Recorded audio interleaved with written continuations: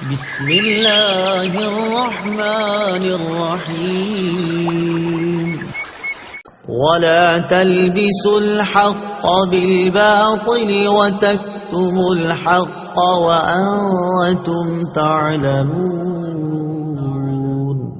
ترجمہ، اور حق کو باطل کے ساتھ نہ ملاؤ اور جان بوجھ کر حق نہ چھپاؤ۔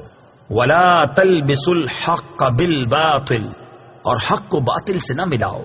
تفسیر صراط الجنان میں ہے، یہودی علماء نبی کریم علیہ الصلوۃ والسلام کی عظمت و نبوت سے متعلق تورات کی آیتیں چھپاتے بھی تھے، اور کبھی کچھ بیان کرتے تو ان کے ساتھ اپنی طرف سے کچھ باطل باتیں بھی ملا دیا کرتے تھے۔ مثلا اپنے پیروکاروں سے کہتے کہ محمد صلی اللہ تعالی علیہ وسلم نبی تو ہیں لیکن ہمارے لیے نہیں بلکہ دوسروں کے لیے ہیں۔ یہودی علماء نے اس طرح کی کئی باتیں گھڑی ہوئی تھیں جن کے ذریعے وہ جان بوجھ کر حق چھپانے اور حق و باطل کو ملا کر دھوکہ دینے کے طریقے اختیار کیے ہوئے تھے۔ علامہ علی بن محمد خازن رحمت اللہ تعالی علیہ فرماتے ہیں، اس آیت سے معلوم ہوا کہ ہر ایک کو چاہیے کہ وہ حق کو باطل سے نہ ملائے اور نہ ہی حق کو چھپائے، کیونکہ اس میں فساد اور نقصان ہے۔ اور یہ بھی معلوم ہوا کہ حق بات جاننے والے پر اسے ظاہر کرنا واجب ہے اور حق بات کو چھپانا اس پر حرام ہے۔ وَأَقِيمُوا الصَّلَاةَ وَآتُوا الزَّكَاةَ وَارْكَعُوا مَعَ الرَّاكِعِينَ۔ ترجمہ، اور نماز قائم رکھو اور زکوٰۃ ادا کرو اور رکوع کرنے والوں کے ساتھ رکوع کرو۔ وَأَقِيمُوا الصَّلَاةَ، اور نماز قائم رکھو۔ اس سے پہلی آیات میں یہودیوں کو ایمان لانے کا حکم دیا گیا، پھر انہیں حق کو باطل کے ساتھ ملانے اور نبی کریم علیہ الصلوۃ والسلام کی نبوت کے دلائل چھپانے سے منع کیا گیا۔ اب ان کے سامنے وہ شرعی احکام بیان کیے جا رہے ہیں جو ایمان قبول کرنے کے بعد ان پر لازم ہیں۔ چنانچہ فرمایا گیا کہ اے یہودیوں، تم ایمان قبول کر کے مسلمانوں کی طرح 5 نمازیں ان کے حقوق اور شرائط کے ساتھ ادا کرو، اور جس طرح مسلمان اپنے مالوں کی زکوٰۃ ادا کرتے ہیں اسی طرح تم بھی اپنے مالوں کی زکوٰۃ دو، اور میرے حبیب علیہ الصلوۃ والسلام اور ان کے صحابہ کے ساتھ با جماعت نماز ادا کرو۔ با جماعت نماز ادا کرنے کی اہمیت اور فضائل۔ اس آیت میں جماعت کے ساتھ نماز ادا کرنے کی ترغیب بھی ہے، اور احادیث میں جماعت کے ساتھ نماز ادا کرنے کے کثیر فضائل بیان کیے گئے ہیں۔ چنانچہ بخاری شریف کی حدیث ہے، حضرت عبداللہ بن عمر رضی اللہ تعالی عنہما سے روایت ہے، نبی اکرم صلی اللہ تعالی علیہ وسلم نے ارشاد فرمایا، جماعت کے ساتھ نماز پڑھنا تنہا پڑھنے سے 27 درجے زیادہ فضیلت رکھتا ہے۔ حضرت عثمان غنی رضی اللہ تعالیٰ عنہ کے غلام حضرت حمران رضی اللہ تعالیٰ عنہ سے روایت ہے، حضور اقدس صلی اللہ تعالیٰ علیہ وسلم نے ارشاد فرمایا، جس نے کامل وضو کیا پھر فرض نماز کے لیے چلا اور امام کے ساتھ نماز پڑھی، اس کے گناہ بخش دیے جائیں گے۔ ابو داؤد شریف کی حدیث ہے، حضرت ابو ہریرہ رضی اللہ تعالیٰ عنہ سے روایت ہے، حضور پرنور صلی اللہ تعالی علیہ وسلم نے ارشاد فرمایا، جو اچھی طرح وضو کر کے مسجد کو جائے اور لوگوں کو اس حالت میں پائے کہ وہ نماز پڑھ چکے ہیں تو اللہ تعالیٰ اسے بھی جماعت سے نماز پڑھنے والوں کی مثل ثواب دے گا اور ان کے ثواب سے کچھ کم نہ ہوگا۔ مسلم شریف کی حدیث ہے، حضرت ابو ہریرہ رضی اللہ تعالیٰ عنہ سے روایت ہے، رسول اللہ صلی اللہ تعالی علیہ وسلم نے ارشاد فرمایا، منافقین پر سب سے زیادہ بھاری عشاء اور فجر کی نماز ہے، اور وہ جانتے کہ اس میں کیا ہے تو گھسٹتے ہوئے آتے، اور بے شک میں نے ارادہ کیا کہ نماز قائم کرنے کا حکم دوں، پھر کسی کو حکم فرماؤں کہ لوگوں کو نماز پڑھائے، اور میں اپنے ہمراہ کچھ لوگوں کو جن کے پاس لکڑیوں کے گٹھے ہوں ان کے پاس لے کر جاؤں جو نماز میں حاضر نہیں ہوتے، اور ان کے گھر ان پر آگ سے جلا دوں۔ بزرگان دین کے نزدیک با جماعت نماز ادا کرنے کی اہمیت کس قدر تھی، اس کا اندازہ ان 2 حکایات سے لگایا جا سکتا ہے۔ نمبر 1، حضرت عبداللہ ابن عمر رضی اللہ تعالیٰ عنہ فرماتے ہیں، حضرت عمر فاروق رضی اللہ تعالیٰ عنہ اپنے ایک باغ کی طرف تشریف لے گئے، جب واپس ہوئے تو لوگ نماز عصر ادا کر چکے تھے۔ یہ دیکھ کر آپ رضی اللہ تعالیٰ عنہ نے انا للہ و انا الیہ راجعون پڑھا اور ارشاد فرمایا، میری عصر کی جماعت فوت ہو گئی ہے، لہٰذا میں تمہیں گواہ بناتا ہوں کہ میرا باغ مساکین پر صدقہ ہے تاکہ یہ اس کام کا کفارہ ہو جائے۔ حضرت حاتم اعصم رحمت اللہ تعالی علیہ فرماتے ہیں، ایک مرتبہ میری با جماعت نماز فوت ہو گئی تو حضرت ابو اسحاق بخاری رحمت اللہ تعالی علیہ کے علاوہ کسی نے میری تعزیت نہ کی، اور اگر میرا بچہ فوت ہو جاتا تو 10,000 سے زیادہ افراد مجھ سے تعزیت کرتے، کیونکہ لوگوں کے نزدیک دینی نقصان دنیاوی نقصان سے کم تر ہے۔ اللہ تعالی سب مسلمانوں کو با جماعت نماز ادا کرنے کی توفیق عطا فرمائے، آمین۔ أتأمرون الناس بالبر وتنسون أنفسكم وأنتم تتلون الكتاب أفلا تعقلون۔ ترجمہ: کیا تم لوگوں کو بھلائی کا حکم دیتے ہو اور اپنے آپ کو بھولتے ہو حالانکہ تم کتاب پڑھتے ہو؟ تو کیا تمہیں عقل نہیں؟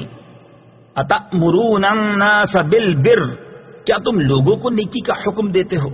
تفسیر صراط الجنان میں ہے، یہ آیت مبارکہ ان یہودی علماء کے بارے میں ہے جن سے ان کے مسلمان رشتہ داروں نے دین اسلام کے متعلق دریافت کیا تو انہوں نے کہا تم اس دین پر قائم رہو، محمد صلی اللہ تعالی علیہ وسلم کا دین حق اور کلام سچا ہے۔ یہ ان یہودیوں کے حق میں نازل ہوئی جنہوں نے مشرکین عرب کو حضور اقدس صلی اللہ تعالی علیہ وسلم کے مبعوث ہونے کی خبر دی تھی اور حضور پرنور صلی اللہ تعالی علیہ وسلم کی پیروی کرنے کی ہدایت کی تھی۔ پھر جب نبی پاک علیہ الصلوۃ والسلام مبعوث ہوئے تو یہ ہدایت کرنے والے حسد سے خود کافر ہو گئے، تو انہیں فرمایا گیا کہ لوگوں کو نیکی کا حکم دیتے ہو اور خود کو بھلاتے ہو۔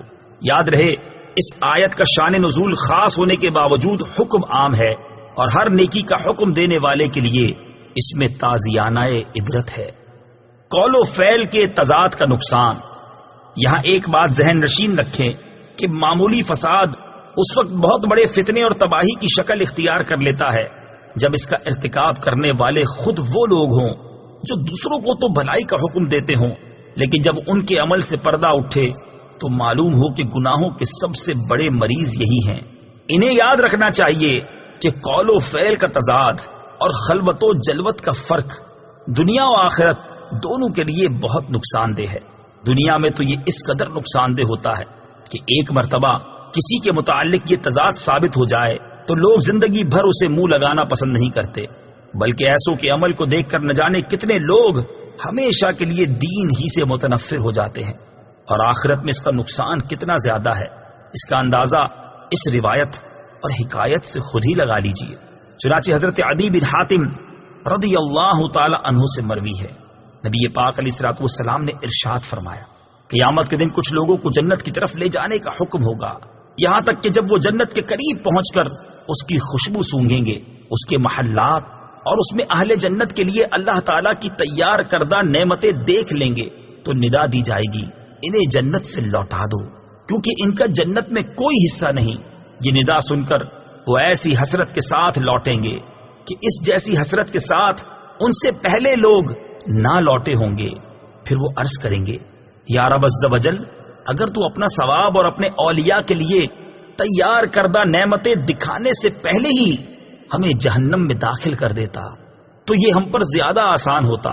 اللہ تعالیٰ ارشاد فرمائے گا میں نے ارادتاً تمہارے ساتھ ایسا کیا ہے، اور اس کی وجہ یہ ہے کہ جب تم تنہائی میں ہوتے تو بڑے بڑے گناہ کر کے میرے ساتھ اعلان جنگ کرتے، اور جب لوگوں سے ملتے تو عاجزی و انکساری کے ساتھ ملتے تھے۔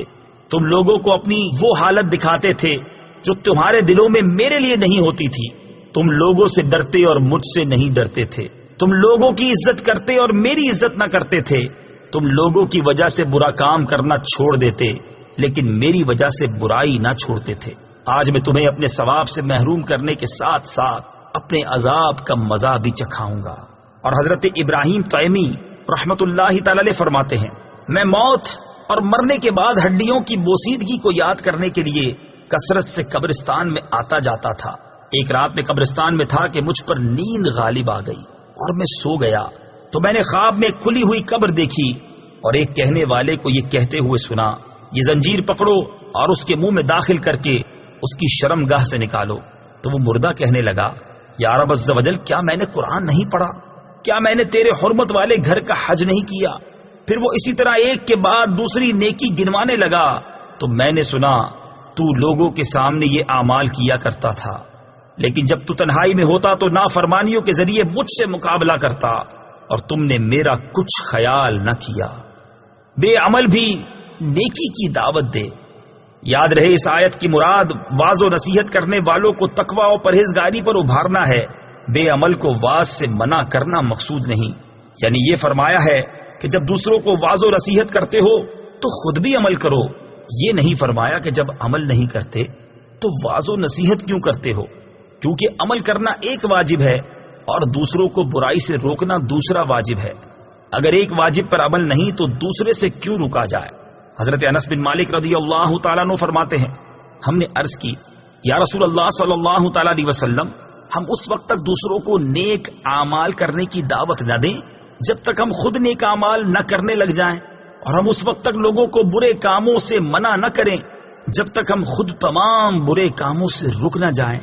حضور اقدس صلی اللہ تعالیٰ علیہ وسلم نے ارشاد فرمایا، ایسا نہ کرو بلکہ تم نیک اعمال کرنے کا حکم دو، اگرچہ تم خود تمام نیک اعمال نہیں کرتے، اور برے اعمال کرنے سے منع کرو اگرچہ تم تمام برے اعمال سے باز نہیں آئے۔ وَاسْتَعِينُوا بِالصَّبْرِ وَالصَّلَاةِ وَإِنَّهَا لَكَبِيرَةٌ إِلَّا عَلَى الْخَاشِعِينَ الَّذِينَ يَظُنُّونَ أَنَّهُم مُّلَاقُو رَبِّهِمْ وَأَنَّهُمْ إِلَيْهِ رَاجِعُونَ۔ ترجمہ، اور صبر اور نماز سے مدد حاصل کرو، اور بے شک نماز ضرور بھاری ہے مگر ان پر جو دل سے میری طرف جھکتے ہیں، جنہیں یقین ہے کہ انہیں اپنے رب سے ملنا ہے اور انہیں اسی کی طرف لوٹ کر جانا ہے۔ وَاسْتَعِينُوا بِالصَّبْرِ وَالصَّلَاةِ، اور صبر اور نماز سے مدد حاصل کرو۔ تفسیر صراط الجنان میں ہے، اس آیت کی ایک تفسیر یہ ہے کہ اس سے پہلی آیت میں بنی اسرائیل کو سید المرسلین صلی اللہ تعالی علیہ وسلم پر ایمان لانے، ان کی شریعت پر عمل کرنے، سرداری ترک کرنے اور منصب و مال کی محبت دل سے نکال دینے کا حکم دیا گیا، اور اس آیت میں ان سے فرمایا جا رہا ہے کہ اے بنی اسرائیل، اپنے نفس کو لذتوں سے روکنے کے لیے صبر سے مدد چاہو، اور اگر صبر کے ساتھ ساتھ نماز سے بھی مدد حاصل کرو تو سرداری اور منصب و مال کی محبت دل سے نکالنا تمہارے لیے آسان ہو جائے گا۔ بے شک نماز ضرور بھاری ہے، البتہ ان لوگوں پر بھاری نہیں جو دل سے میری طرف جھکتے ہیں۔ دوسری تفسیر یہ ہے کہ اے مسلمانوں، تم رضائے الہی کے حصول اور اپنی حاجتوں کی تکمیل میں صبر اور نماز سے مدد چاہو۔ سبحان اللہ، کیا پاکیزہ تعلیم ہے! صبر کی وجہ سے قلبی قوت میں اضافہ ہے، اور نماز کی برکت سے اللہ تعالیٰ سے تعلق مضبوط ہوتا ہے، اور یہ دونوں چیزیں پریشانیوں کو برداشت کرنے اور انہیں دور کرنے میں سب سے بڑی معاون ہیں۔ انہا لکبیرۃ الا علی الخاشعین، بے شک نماز ضرور بھاری ہے مگر ان پر جو دل سے میری طرف جھکتے ہیں۔ تفسیر صراط الجنان میں ہے، آیت کے اس حصے اور اس کے بعد والی آیت کا خلاصہ یہ ہے کہ گناہوں اور خواہشات سے بھرے ہوئے دلوں پر نماز بہت بوجھل ہوتی ہے، اور عشق و محبت الہی سے لبریز اور خوف خدا سے جھکے ہوئے دلوں پر نماز بوجھ نہیں بلکہ نماز ان کے لیے لذت و سرور اور روحانی و قلبی معراج کا سبب بنتی ہے۔ اور یہ وہ لوگ ہیں جو اپنے رب عز و جل سے ملاقات پر یقین رکھتے ہیں اور اس مولا کریم کے دیدار کی تڑپ رکھتے ہیں۔ اس میں بشارت ہے کہ آخرت میں مومنین کو دیدار الہی کی نعمت نصیب ہوگی، نیز اللہ تعالیٰ سے ملاقات اور اس کی طرف رجوع میں ترغیب و ترہیب دونوں ہیں، اور ان دونوں کو پیش نظر رکھنا نماز میں خشوع پیدا ہونے کا ذریعہ ہے۔ گویا نماز میں خشوع و خضوع قائم رکھنے کا حکم بھی دیا اور اس کے حصول کا طریقہ بھی بتا دیا۔ یا بنی اسرائیل اذکروا نعمتی التي انعمت علیکم وانی فضلتکم علی العالمین۔ ترجمہ، اے یعقوب کی اولاد، یاد کرو میرا وہ احسان جو میں نے تم پر کیا، اور یہ کہ میں نے تمہیں اس سارے زمانے پر فضیلت عطا فرمائی۔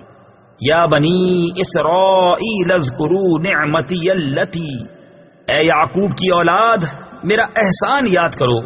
تفسیر صراط الجنان میں ہے، یہاں سے ایک بار پھر بنی اسرائیل کو اللہ تعالیٰ کے احسانات یاد کرنے کا حکم دیا گیا ہے۔